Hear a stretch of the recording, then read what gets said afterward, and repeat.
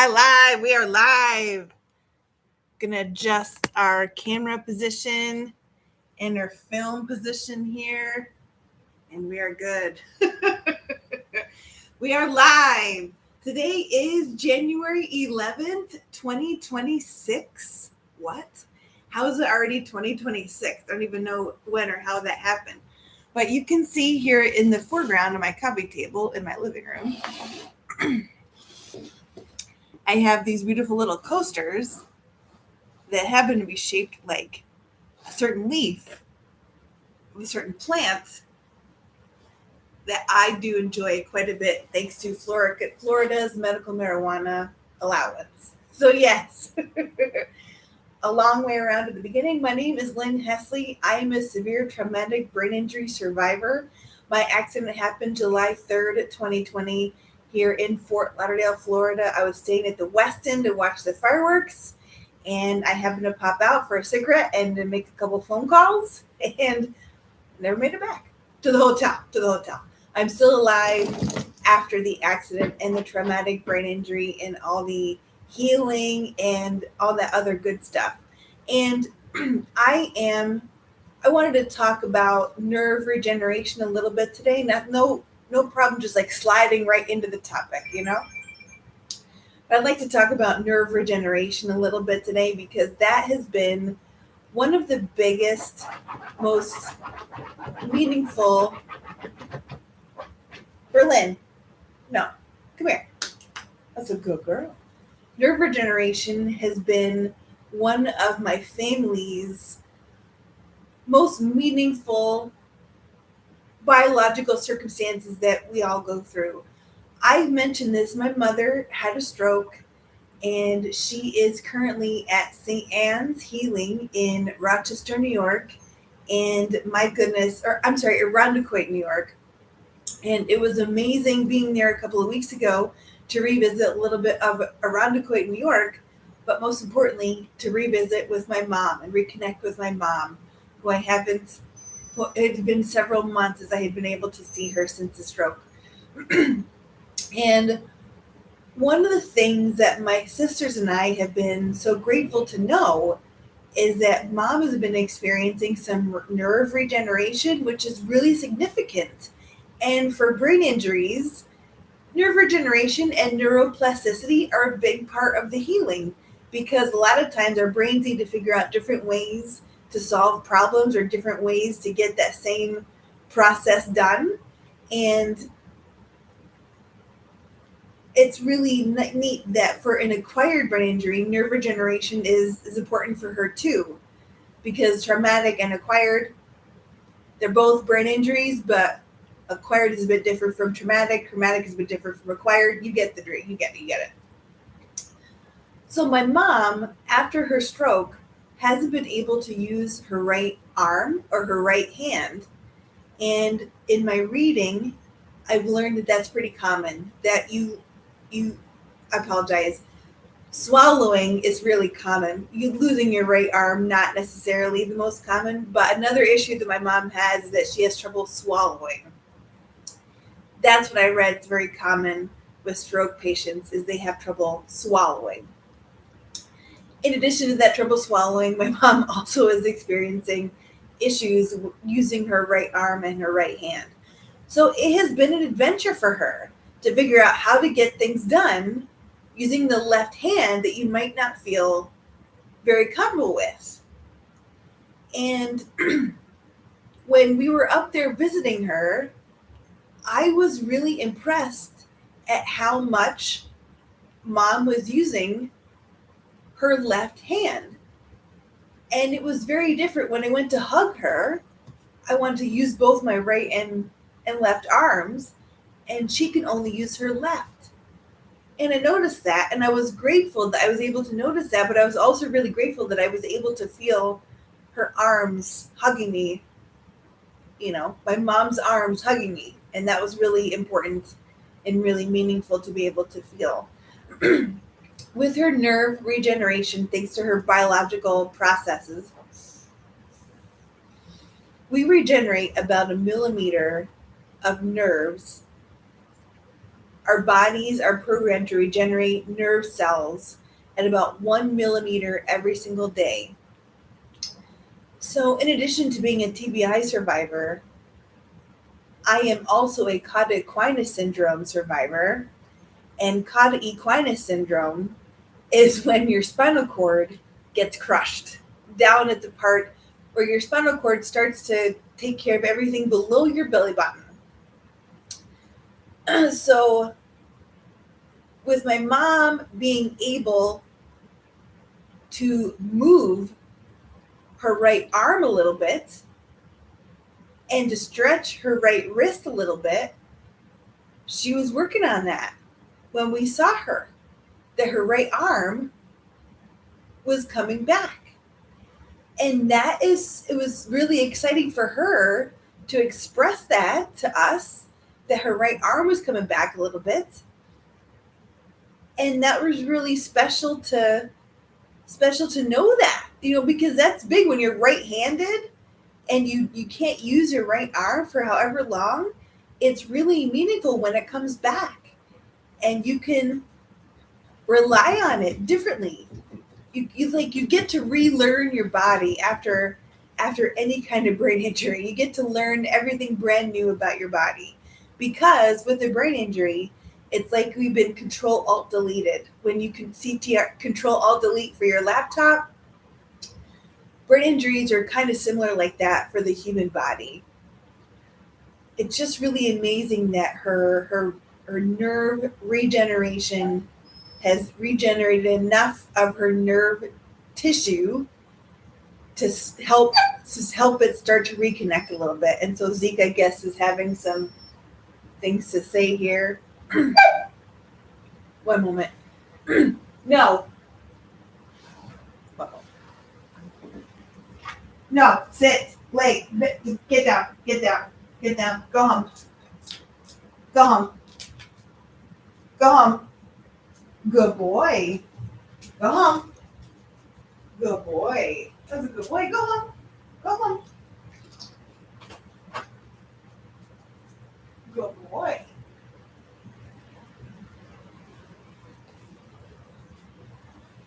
Oh, yes, he went home and I'm back. Thank you for your patience.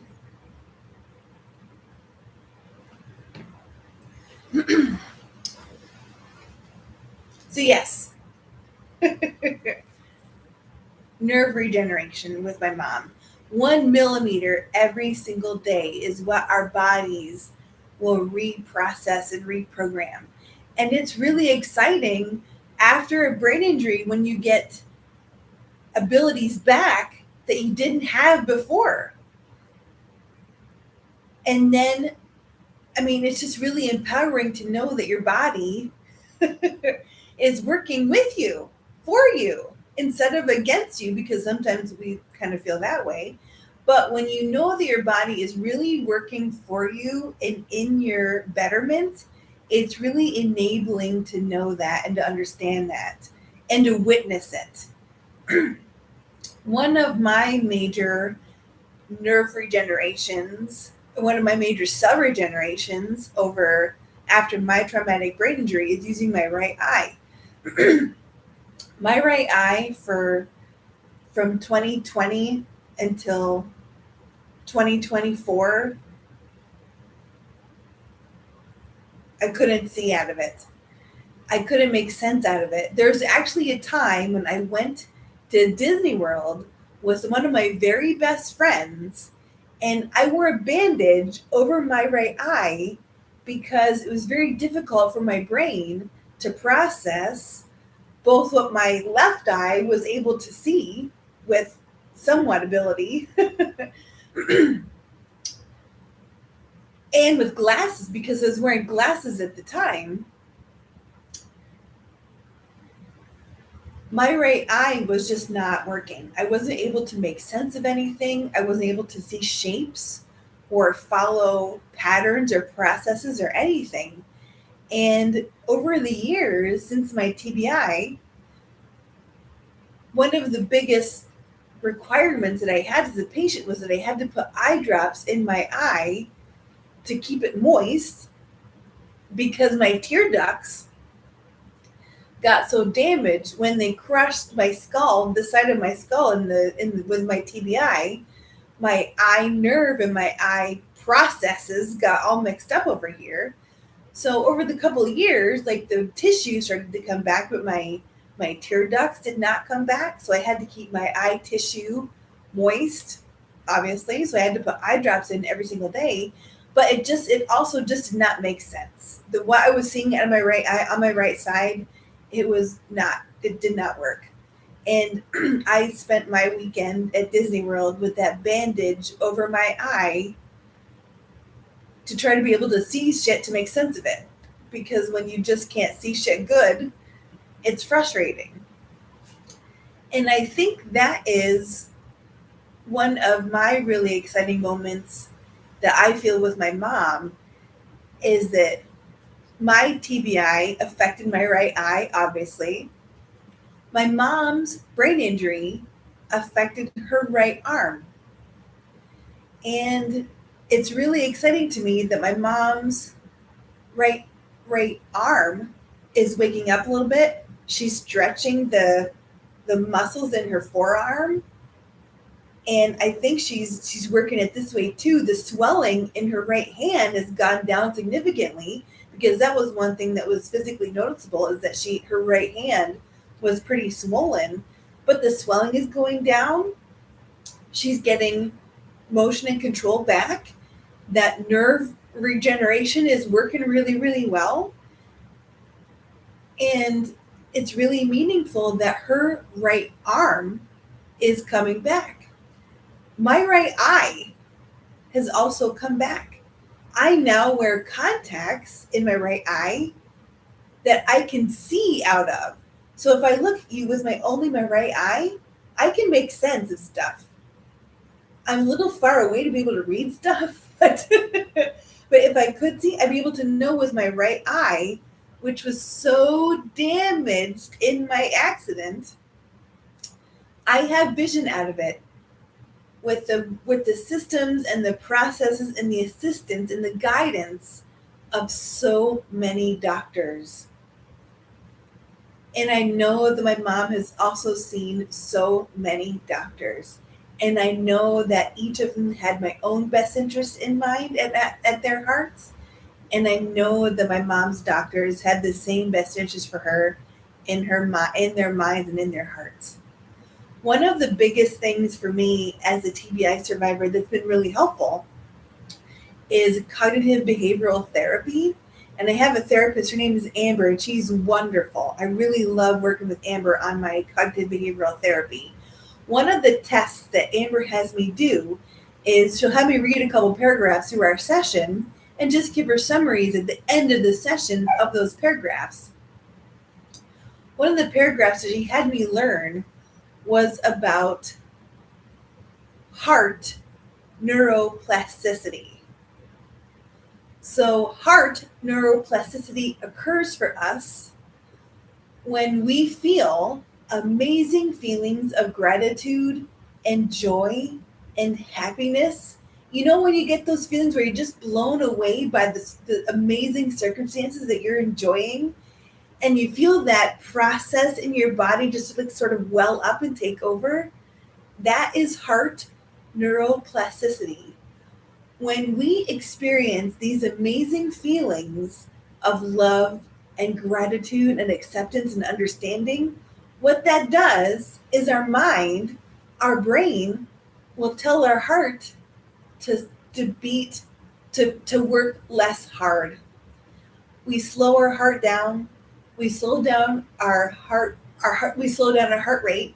We reduce our blood pressure, and we just enjoy some cardiovascular relaxation when we feel those feelings of amazing happiness and health and gratitude.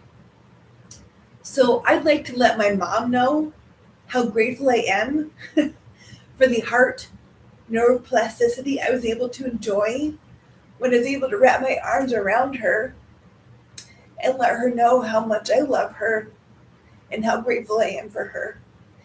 And when my mom held me in 2021, after my severe TBI, after I'd been discharged, I was discharged from the hospital in November of 2020, and I didn't see my mom until February of 2021 because COVID-19 was so significant. And when I first saw my mom, she wrapped her arms around me. Really just woke up. My mom wrapped her arms around me and hugged me in that same way. So, as a TBI survivor who is now an ABI caregiver, I am very grateful to my cognitive behavioral therapist for teaching me about heart neuroplasticity. So with that, thank you so much for being here today on TBI Talk. Once again, my name is Lynn. If you have any ideas or thoughts or feedback or questions or anything, please reach out to me. If you've ever had my cell phone number, I still have that same cell phone number. My email address is lynnhesley@gmail.com. And I'm really grateful that you are here. You check this out. And I'd like to thank you. So thank you for my own heart neuroplasticity. And now I'm going to get myself together to turn off TBI Talk. Have a great day. See you next week. And thanks again for being here on TBI Talk. End stream. Thanks again.